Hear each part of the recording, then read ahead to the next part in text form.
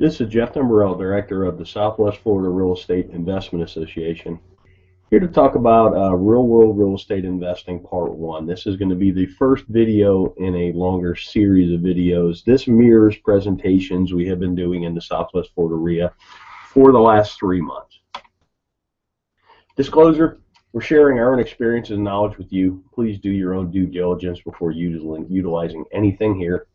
This is not to be construed as investment advice, and you should seek competent counsel before trying this at home. In the past 3 years, we've assisted and advised and had ownership interests in several private equity entities that employed over $14 million in capital in the Florida market, which gave us not only unique insight as to the amount of business we've done, it also gave us some great insight into how institutionalized investors employ capital. Number one key to being successful is to understand what you're there to do. In my opinion, this is the most important thing. There's so many people running around the world. There's a lot of people wanting to run around and try and do real estate investing. They take courses, they read books, they go to meetings, but they really don't know what they're there to do. They really haven't spent that critical time understanding what you're here to do, what's your mission, what's your goals. I mean, without having any goals, it's hard to achieve any goals, if that makes any sense. From our experience, the clearer the plan you have, you will be able to operate with a margin of safety. And that's the key word in this business, a margin of safety, because the ones that survive, last, and grow true wealth are the ones that don't make mistakes or make mistakes that you can recover from. Investing in real estate. Investment is the purchase of an asset or an item with the hope that it will generate income or appreciate in the future and be sold at a higher price. Keyword, the future for investing. So what does that mean? The act of committing capital to an endeavor with the expectation of obtaining an additional income and or profit. That's what investing is. Something I've learned over the years, it's kind of like a narrative. It's a why in the road when you're talking to somebody that's in real estate. Are they a trader or are they an investor? Investors buy and hold. They get a return from the assets they own. Traders wholesale. Traders fix and flip. Nothing wrong with it. I do it. I've done it in the past. I'm trying to do it again today. I'm doing a marketing campaign as we speak, looking for contracts to wholesale. With that said, it's two different narratives and even two different valuation processes, investor versus trader. You need to recognize the difference between the two. Basic questions for an investor. How much capital are you employing? What's your desired rate of return? When are you going to need this capital back? And then what's your risk tolerance? Those 4 questions are how you determine what you're there to do. Then we'll talk about capital. There's an opportunity cost of capital, and particularly when you're raising capital, which I've been part of some private equity raises, you really need to understand what other opportunities are out there for investors, because generally why would you buy a piece of real estate that pays you 2% a year with all the headaches associated with that, when if you could at the same time own a CD at 5 with none of the headaches. Give you a chart on 10-year T-bills, talk about opportunity cost.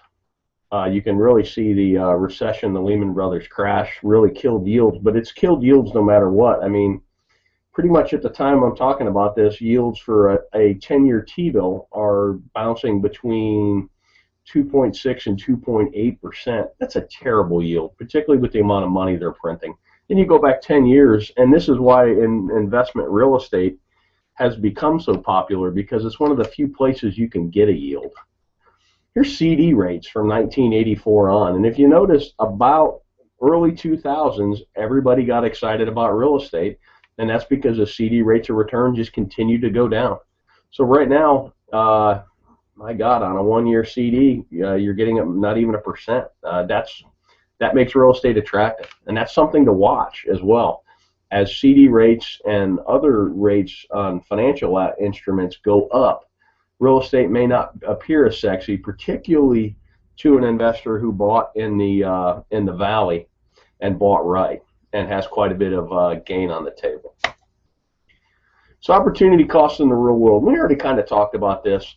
Most investors we know are looking for at least 6% a year. I know guys that are even looking for 15, and that's a cash on cash, not an internal rate of return.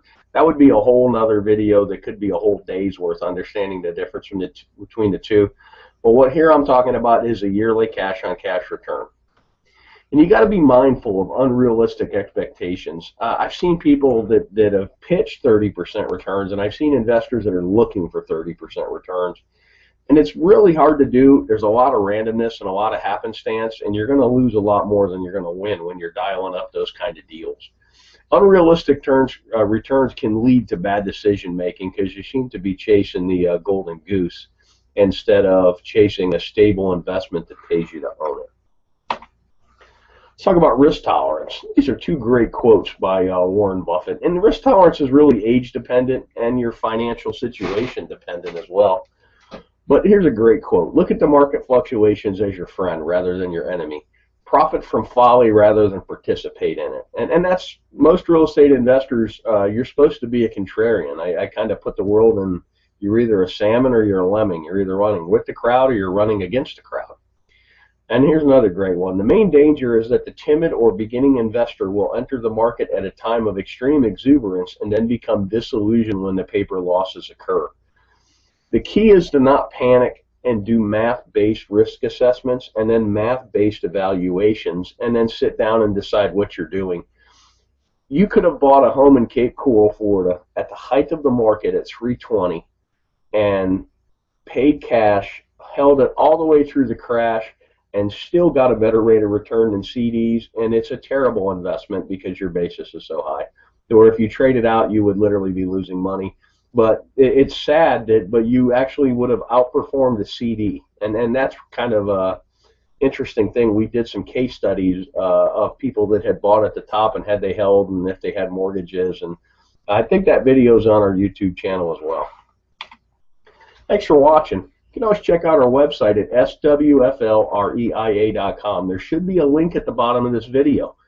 If you're on our website, put yourself on our mailing list. We send out a lot of foreclosure information. We send out our meeting notices, and we also from time to time send out information like this. I hope this information is useful to you, and make it a great day.